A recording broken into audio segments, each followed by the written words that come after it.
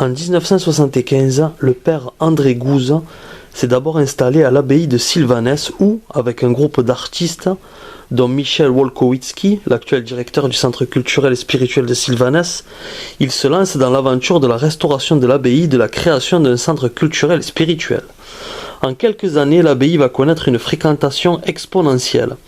C'est par milliers que vont converger de toute la France et de l'Europe des amoureux du chant, d'art liturgique, en recherche de spiritualité, de beauté et de rencontres fraternelles. Devant cet afflux des pèlerins, le père André Gouze a décidé de quitter l'abbaye pour vivre au quotidien dans un lieu plus silencieux, toujours à Sylvanès mais à l'écart. C'est ainsi que le projet des Granges est né. Non loin de là, dans la forêt de Pessal, il acquit un ensemble de 2 bâtiments servant de grange à foin et de bergerie. Après les avoir magnifiquement restaurés, il s'y installe en 1982.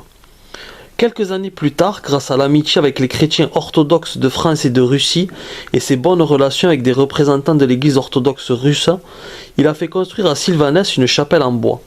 Elle a d'abord été construite dans la forêt de Kirov, à 790 km au nord-ouest de Moscou, durant l'hiver 1993-1994, puis démontée pièce par pièce, acheminée par train, camion et tracteur, jusqu'à son lieu définitif.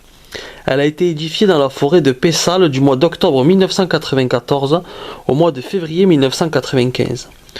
En entreprenant l'aménagement des granges et la construction de la chapelle, le père André Gouze avait comme projet de réunir autour de lui une petite communauté de frères dans une double perspective d'évangélisation et de témoignage œcuménique par et à travers la liturgie.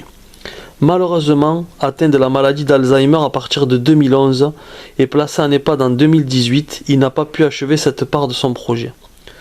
Toutefois, en 2016, il invite la communauté du séminaire orthodoxe Sainte-Geneviève d'Épinay-sous-Sénart à organiser la célébration orthodoxe dans la chapelle en bois.